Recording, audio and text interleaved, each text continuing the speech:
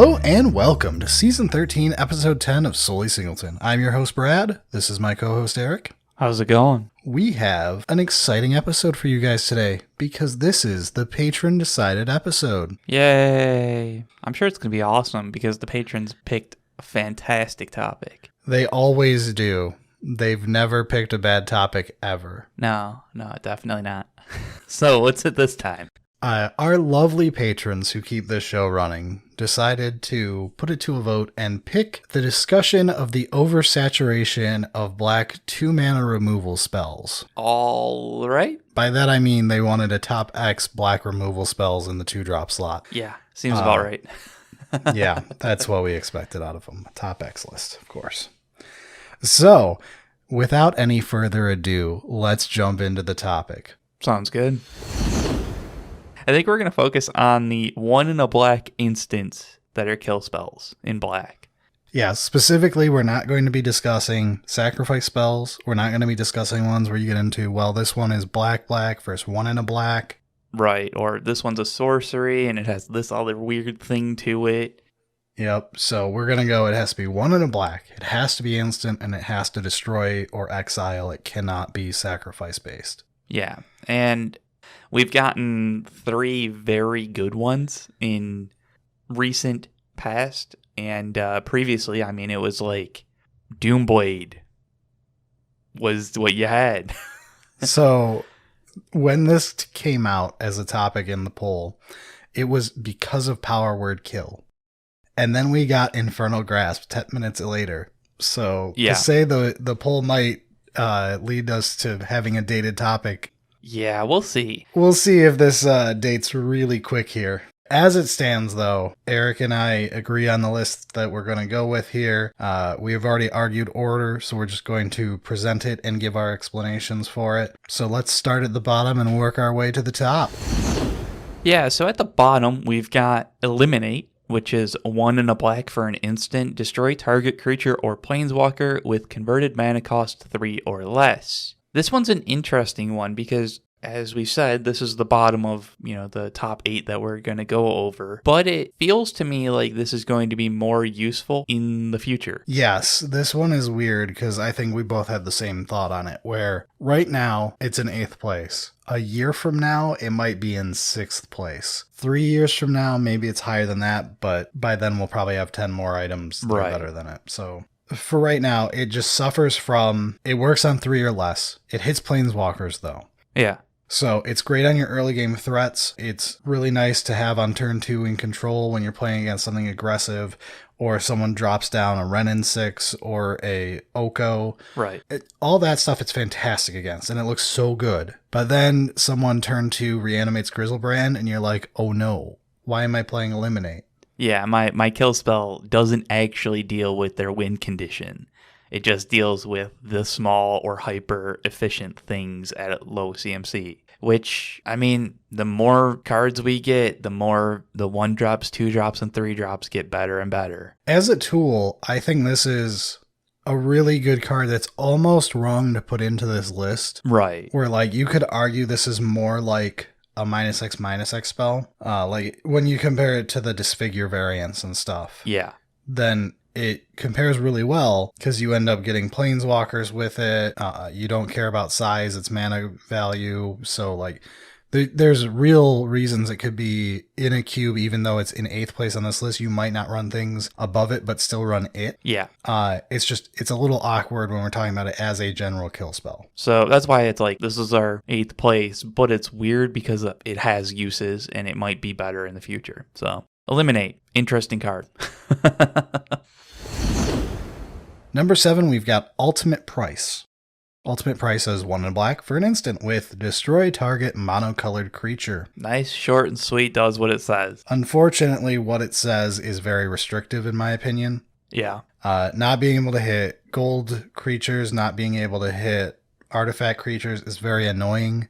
Specifically, things like your artifact creatures that get cheated into play, your multicolored gold win conditions like Sphinx of the Steel Wind or anything like that. It's very awkward, the things it doesn't hit. It's like Eliminate, but it doesn't get the plus side of like the Planeswalker destruction that's really nice there.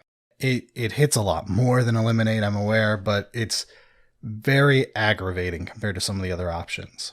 I could see this making some cubes just because of how you want to balance your kill spells to give them like some downsides kind of thing. But if you're not actively looking for that, Ultimate Price does have some problems with what it misses can be very devastating. Yeah, you don't get to hit Sundering Titan, you don't get to hit Battle Sphere, you don't get to hit Worm Coil. Very annoying from that angle. There's a lot of just value creatures in gold that you don't think about that you don't get to hit. Things like Judith. Hostage Taker, Judith, Soul Herder. I mean, yeah. So you end up with some awkward stuff in there that's like not even what you're thinking of because you're thinking of like the big ticket items you're missing. It could be argued to be above our number 6 slot here, but I'm going to put it slightly below it because I don't like either in my cube, but I respect the one for having a longer legacy. Which, number 6, we've got Doomblade. Doomblade, for anybody who hasn't been in Magic forever, is 1 in a black for an instant, destroy target non-black creature. Yeah, I mean, this is the classic. Doomblade's weird because it feels like ancient, right? Yeah. It's been around the entire time we've played Magic, but it was only added in M10. Very strange. Yeah. So unfortunately, hitting everything except for black creatures, it gives you about an 80% hit rate. You get your colorless ones, but your black gold creatures don't get hit. But at the same time, you're black drafter, so you're taking some of them up. Exactly. So that's why I get into like it versus Ultimate Price. I like it slightly more in that way, but I still am not huge on it. Yeah. I could take or leave Doomblade. I know. It's done well. Like, it's not a bad card. Even with, modern cubes, like Doomblade will still do the job just fine. Yeah, I just don't think it's ever really been required by any means in like anything but a very large cube where you needed like just the sheer density. Yeah. There's some sacrifice spells we used to run instead of it, but there's also things like Dismember, Hero's Downfall, which are only a few years younger than it. And between them, you've got your Snuff Out at 0 mana /4. Right. And then having 2 or 3 other things that were similarly old. You just never needed Doomblade. Yeah. Like, in a large cube, definitely. And I could see argument for it from a respect your elders point, because, like, it's not terror bad. Yeah, and I think that's where I'm like, Doomblade is good enough that if you had it in a list, I would be like, okay, yeah, that's fine. And I won't question it because, like, if you're trying to, like, do, like, a newbie-friendly cube or you're trying to do, like, very famous cards, that might not be better than something that's more obscure, but, like, you'll take the 10% worse in order to have something that has the name they'll know. Yeah, that makes sense. I can respect it for several reasons, but I do not run it. We're into the top 5. This is actually the part that, like, now we get into the good stuff. Yeah, these are the ones that, like, you run them. Kind of thing, and you pick and choose which ones you want. I'd argue our number 5 slot has fallen out of favor. Yeah. But it was very cool when it did come out. So number 5, we have Cast Down, which is 1 in a black for an instant. Destroy target non-legendary creature. This does suffer, just like our other low ones here, where it's got the awkward moments where Griselbrand is legendary. Some of the really scary things are legendary. Yeah. So, I mean, the thing with Cast Down is, like, it gets large number of targets, but it still does have the issue of, like, some of the ones it doesn't get are problems to miss. It's awkward because, like, from a sheer percent standpoint, like, missing Griselbrand, missing Elishnorn, those aren't that bad.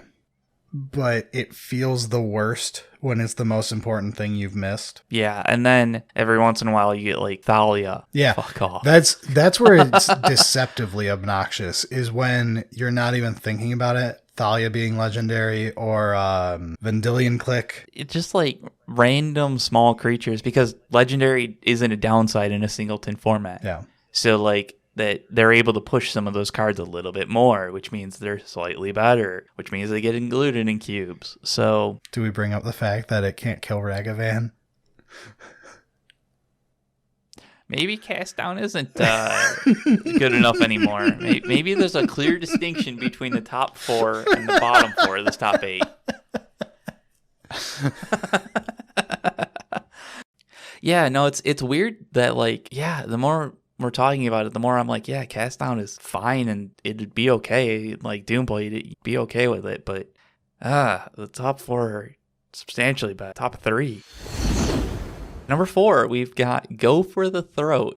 Go for the Throat is 1 in a black for an instant. Destroy target non-artifact creature. The fact that this is number 4, yeah. Dude, hot fire. Fire, fire, fire. Go for the Throat was like the best, hands down, that you could have for years. Yeah, it was insane on the amount of stuff it hit. It basically missed 2... It missed like your Worm Coils. It missed 2 cards that matter, which was like Battlesphere and Worm Coil. Yeah, and like there was a few that would every once in a while come up with like Metal Worker or something like that. Sure, but realistically, it hit basically everything. 99% of any given cube, it hit. Previously, it was the best there was. And I'd argue I could still put it in number 3. Yeah, these 2, it depends on your cube, I would say. It's so rough that we're talking about like this classic amazing card that's been around since like 2010 or 2011. It was, I think, fall of 2010. Okay, maybe. I thought it was 11, but something like that. It's been around for a decade now. Yeah. And in the last 18 months, it's been pushed from the best thing we've had to questionable. Yeah, to 3rd or 4th. It's upsetting. It would be like if Lightning Bolt was questionable to cut because of all the new 4 damage Lightning Bolts that exist. Yeah. I mean, it's not quite that, but it does feel weird as somebody who's played with Go for the Throat for a decade. And as a control player, as someone who plays a lot of slower decks in Cube and all that, yeah. It is exactly like that. Like, Lightning Bolt, to me, in decks I play, is just another Go for the Throat or whatever. Like, same thing. It's a burn spell versus, like, they're all removal in my mind. And it feels the same as to say, like, oh, we have all these 4 damage versions of Lightning Bolt now, so we have to cut Lightning Bolt. Like, it feels fucking wrong for me to think that. And it's weird. I don't like it. It is weird. I don't like having it down this far. And this is why we brought it up as the oversaturation of 2-mana black removal spells. This was kind of the jumping off point of this topic because we were discussing that at one point. Yeah, it was one of those that, like, the fact that Go for the Throat was pushed out of the top spot so repetitively, so quickly. Yeah, it's weird. It honestly is weird. And the fact that we have, like, there's 8 spells, these 2-drop kill spells at instant and black that we're talking about, and none of them are clearly, like, wrong to run. No, they're all fine. Which, like, that's a lot of kill spells in this slot that you can run in a cube.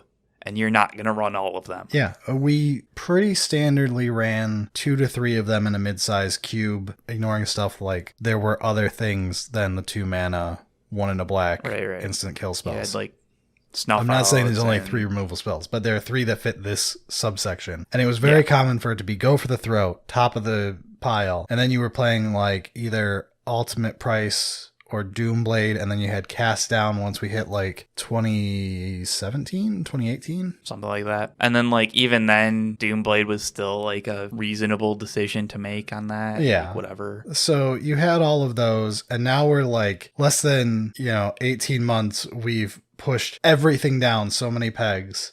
I don't like it. Let's talk about number 3, which I think we both agree is maybe slightly better than Go for the Throat, but is still in the same kind of tier. I could argue for Go for the Throat over it, but go for it. It's possible. Number 3, we've got Power Word Kill, which is 1 in a black for an instant. Destroy target non-angel, non-demon, non-devil, non-dragon creature. It is one of those that, like, you have to look at your cube and actually see, like, how many artifacts do you have? How many artifacts or creatures? How many angels, demons, devils, and dragons do you have to figure out which one's better for your cube? Yeah, it's probably a wash between the two. Angel-wise, it's basically like Sarah's Emissary, the new one, and then maybe Avacyn, Angel of Invention, Resto Angel. Sure. Dragon is like almost non-existent in Cube, as weird as that sounds. Well, I mean, you get the 5-drop dragons like Glorybringer and Thunder Maw. But the thing is, usually you're dead. When the aggro player is playing that, you're dead. You've already used your power word kill on something else to try and stay alive. And then like Devil is like non-existent. Yeah, I don't know any devils off the top of my head. Demon's awkward because you miss Grizzlebrand. That's the real problem. Yeah. And like that's all you really miss. But it's really awkward. Yeah. It sits with Go for the Throat with me on like, I think I could argue Go for the Throat over it because I'd rather miss Battlesphere and Wormcoil than missing Grizzlebrand and Sarah's Emissary. 50-50. Yeah. You could argue either for the spot. Go for the Throat gets my vote over it on a personal level, but I think Power Word Kill might edge it out slightly. Yeah, I mean, it also depends on like how you're tuning your artifact section, like if you have more creatures in it and stuff, or if it's more of a utility to ramp. But yeah, they're probably about the same, and you just gotta decide like what you like more. But that means we're into the top two, and these are inarguable. Every one that we've talked about so far has things it can't do. Yeah. Right? Like you can't hit artifacts, you can't hit black creatures, CMC 3 or greater or whatever. Then we've got the top two, which are new ones, and boy oh boy, does that change quite a bit. So in our number 2 slot, we have Heartless Act, which is 1 in a black for an instant.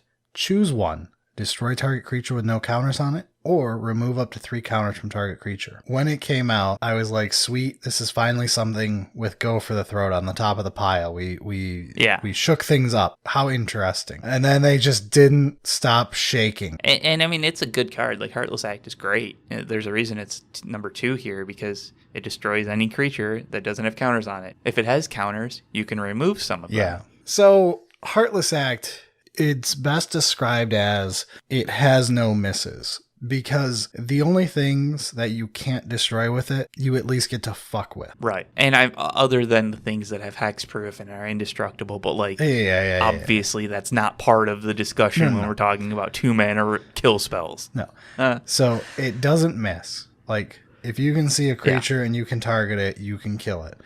The only things it doesn't kill outright, like if you've got like Arcbound stuff where it's got modular or whatever, or if you're playing with a counters theme in your queue, maybe it goes down a few pegs. Right. There's the various things that come in with a +1/+1 or cause 1. There's slight things that can go wrong with it. Those don't tend to be the highest priority targets for kill spells to begin with. They don't tend to be must answer threats.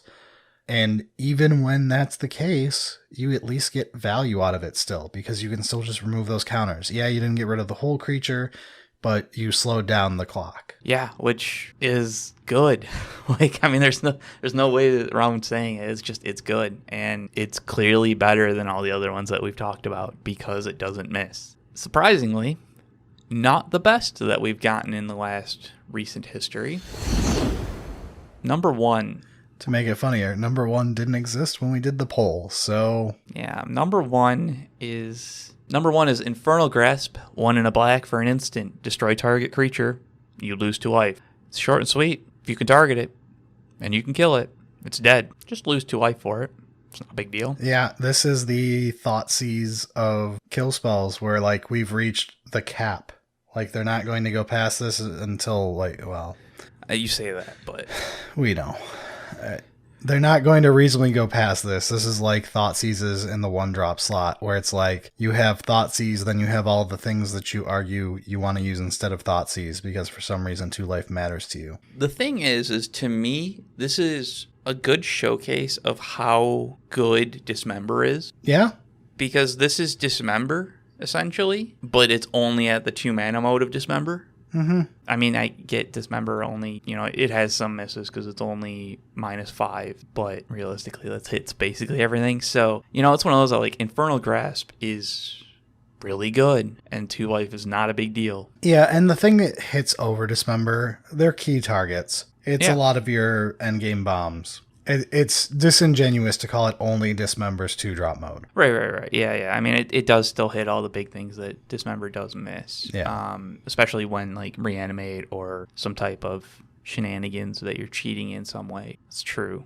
It is interesting that, like, even when you're casting it on low things, the 2 life is worth it. Yeah, it's really hard to make 2 life on a removal spell not worth it. Getting down to your white, red, whatever, 1-drop creatures, it's just Vendetta. It's still fine in that case. Kill the creature, Yeah. take the 2 damage for killing it, and be done. And it basically offsets the damage that it probably would have done, and you just deal with it now instead of having it snowball into more and more damage later on through the game. Yeah, and that's like a really bad use case for the card.